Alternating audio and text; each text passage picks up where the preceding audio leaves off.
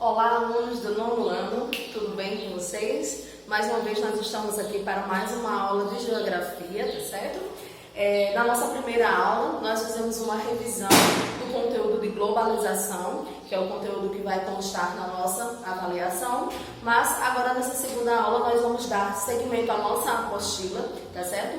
Durante as nossas aulas presenciais nós já estávamos no capítulo 2 do nosso material, né, que falava sobre demografia, e agora nós vamos prosseguir de onde nós paramos, ok? Onde vocês vão abrir o material de vocês na página 30, nós vamos falar da página 30 à página 36, onde nós vamos discutir hoje os aspectos demográficos da Ásia, ok? Então, quando a gente fala de continente asiático, a gente já imagina o quê? Grandioso, né? E ele é grandioso em vários aspectos. Ele é grandioso em tamanho, ele é grandioso populacionalmente e grandioso também em cultura e em economia, tá certo? Então, já de cara, nós podemos falar sobre o tamanho, né? A extensão do continente asiático é de 44,6 milhões de quilômetros quadrados, né? É uma dimensão grandiosa, não é isso? Sem falar que essa dimensão, ela vai proporcionar uma grande diversidade cultural, natural, econômica, né, étnica, enfim, ok? E também é dentro do continente asiático que também estão os dois países mais populosos do mundo, que é a China e a Índia, ok? Esses dois países juntos, eles somam cerca de 35% da população mundial. Mas, pelo fato de o território ele ser muito extenso e também em virtude de alguns aspectos naturais, essa população ela acaba sendo distribuída de forma desordenada. As áreas onde há características climáticas mais intensas, né, mais extremas, climas muito frios ou climas muito quentes, áreas desérticas, então essas características elas vão fazer com que sejam áreas menos povoadas. A população ela acaba sendo afastada em virtude da dificuldade de se viver ali por causa da rigorosidade desses aspectos naturais, ok? A gente tem como exemplo a Cordilheira do Himalaia, né? A maior cordilheira do mundo, né? Ali a quantidade de pessoas vivendo é menor. Embora, né, em virtude dos avanços que aconteceram com o passar do tempo, muitas pessoas eles acabam enfrentando esses obstáculos naturais e residindo sim nessas áreas com características naturais mais extremas. Mas a gente sabe, é lógico, que essa vivência nesses locais ela acontece de uma forma, né, mais dificultosa, ok? Quando a gente vai falar sobre a questão da riqueza cultural, né, do continente asiático, a gente geralmente fala muito nos países maiores, na China, na Índia, não é isso? No Japão, que é uma grande potência, então se fala muito desses países. Mas os países menores, eles também precisam ser destacados como países ricos, falando culturalmente, tá certo?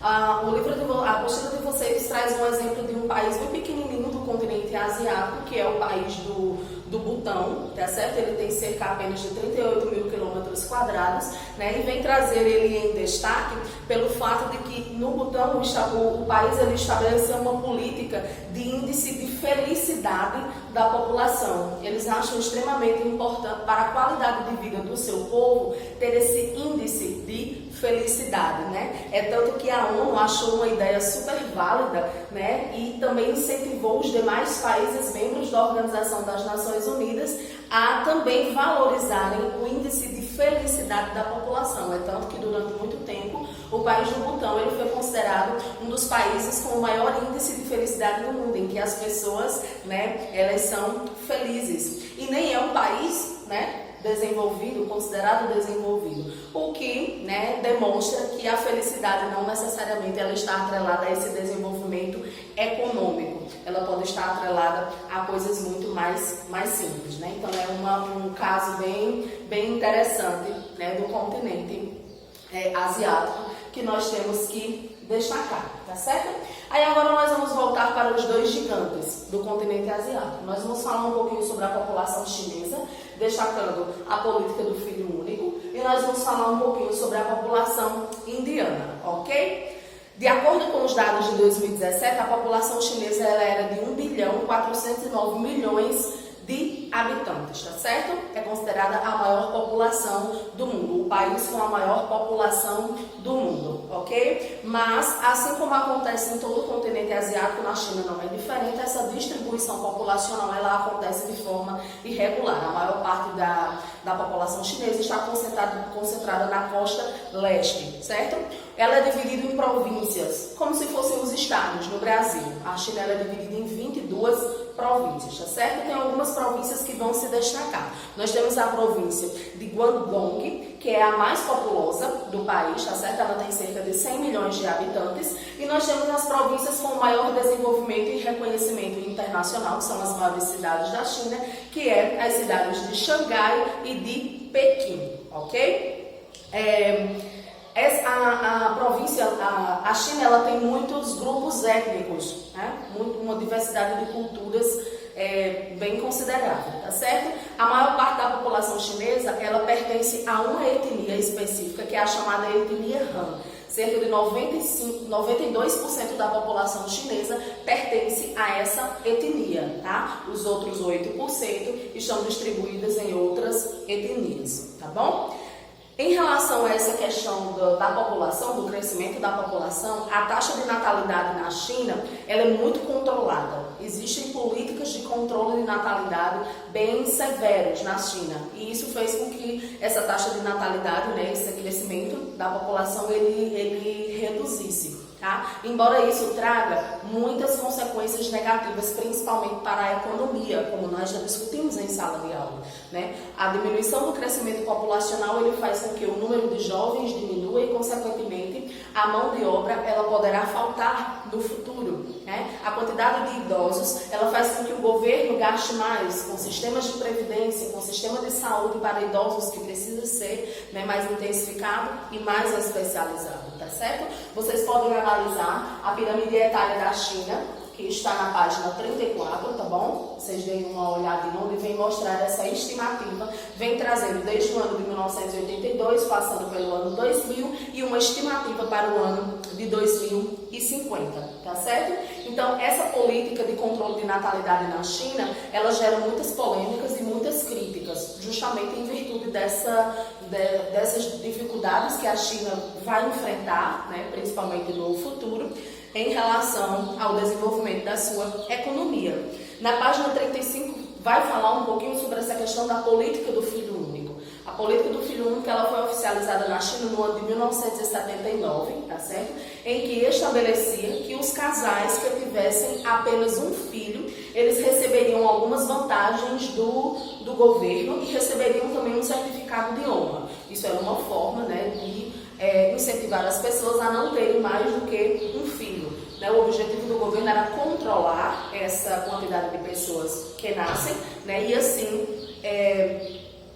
consequentemente, né, alcançar um melhor desenvolvimento econômico do país, tá certo? Então essa política fez com que muitas mulheres não quisessem engravidar, né? Então interrompeu a gravidez de muitas mulheres, tá certo? Tinham algumas exceções, como por exemplo, pessoas que viviam nas áreas rurais, principalmente aquelas que tivessem filhas, né, ficavam fora da política, e também algumas exceções estavam voltadas para alguns grupos étnicos que eram muito pequenos na China, então eles abriram essa exceção para esses povos em virtude dos grupos serem pequenos, para que os grupos eles pudessem evoluir, eles pudessem aumentar, ok? Só que isso acabou provocando um desequilíbrio populacional, porque muitas pessoas também, as pessoas mais ricas, por exemplo, não cumpriam a política do filho único, porque não precisavam das vantagens que o governo oferecia, então acabavam tendo mais do que um filho, tá certo? Então, diante das mudanças que aconteceram na configuração populacional da China e o envelhecimento da população, o governo ele optou por deixar essa regra um pouco mais flexível, né? Então, a partir do ano de 2015, deixou de se chamar a política do filho único. As pessoas elas passaram a ter a liberdade de ter mais de um filho, mas durante muito tempo, né, ficou desta maneira. Okay? E o fim dessa medida já provocou algumas mudanças econômicas na China, né, com relação à sua economia, mas não se sabe ao certo, né, que proporções essas mudanças elas vão tomar com o tempo. Né? É aguardar para ver o que vai acontecer, ok? E em relação à população indiana, nós temos aqui a segunda maior população mundial. A Índia, também para o ano de 2017, ela apresentava 1.339.000.000 de habitantes, certo? É um pouco menor do que a China, mas a quantidade de pessoas que nascem na Índia é maior do que na China. Então, acredita-se que daqui a alguns anos a população indiana ela vai ultrapassar a população chinesa. Quando a gente fala na Índia, temos que destacar a sua riqueza cultural, principalmente voltada para a religião, ok? Existe uma diversidade, né, religiosa bem considerável na Índia, em que algumas religiões elas vão se destacar, como essas que estão citadas aqui, tá certo? O hinduísmo, o jainismo, o sikhismo e o budismo são as principais religiões professadas na Índia, ok? Sendo que 80% dos indianos eles seguem o hinduísmo, tá bom? Vocês têm um mapa na página 36 que mostra a taxa de fecundidade nas principais unidades administrativas da China, tá certo? A gente percebe que mesmo havendo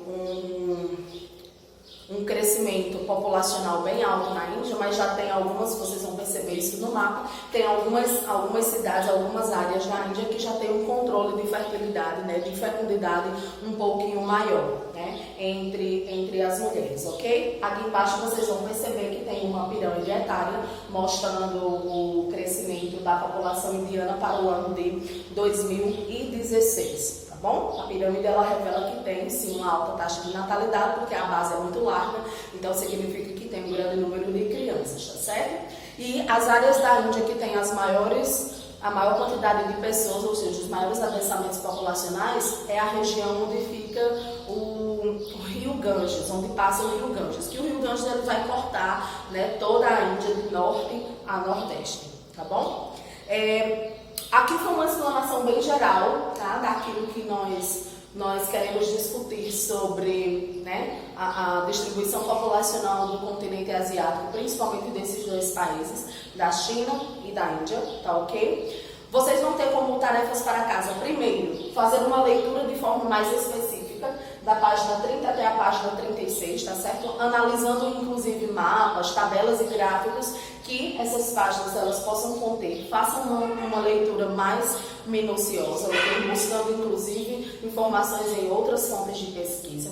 Aqui eu tenho algumas atividades que vocês vão precisar fazer, tá bom? Vocês vão executar as atividades das páginas 31, 35 e 37 da apostila, não é do caderno de atividades, é da apostila, tá certo? E na página 36 da apostila de vocês, aqui em cima, tem um QR Code. Vocês vão abrir esse QR Code, tá certo? Da página 36, e vocês vão ver que lá fala sobre essas 4 principais religiões que são professadas na Índia, tá? Vem lá um link bem bacana, bem interativo, falando sobre cada uma dessas religiões. E eu fiz uma divisão, deixa eu só pegar o meu caderno aqui, eu fiz uma divisão entre a turma, tá certo? Vocês vão produzir um mapa mental sobre as religiões, mas não sobre todas, tá certo? Do número 1 ao número 4, ou seja, Ana Clara, Ana Luísa, Ana Bel e Cecília vão produzir um mapa mental sobre o hinduísmo. É individual, cada um faz o seu, tá certo? Não é trabalho em grupo, não. Até porque estamos em isolamento, não podemos, né? Do número 5 ao número 8, ou seja, Janine, João Vitor, Gil Filho e Júlia Torres vão fazer um mapa mental sobre o jainismo. Do 9 ao 12, que é Tainara, Maria Eduarda, Pedro Arthur e Pedro Hugo, vão falar sobre o sikhismo.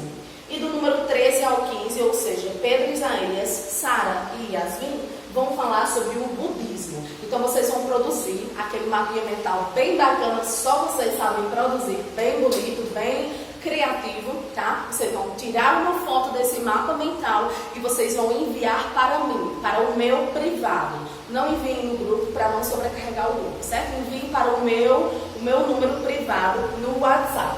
Essas atividades aqui da apostila, vocês também precisam fotografar Eu prefiro, inclusive, que apareça vocês na imagem para que eu veja que realmente é vocês que estão fazendo, tá certo? Vocês vão fotografar as páginas depois de respondidas e também enviar para o meu privado para que eu registre os vistos de vocês. Belezinha? O prazo para a entrega de atividades, vocês têm 8 dias para fazer, tanto da apostila como do mapa mental. Então, vocês têm até quarta-feira da próxima semana para me entregarem essas atividades. Beleza?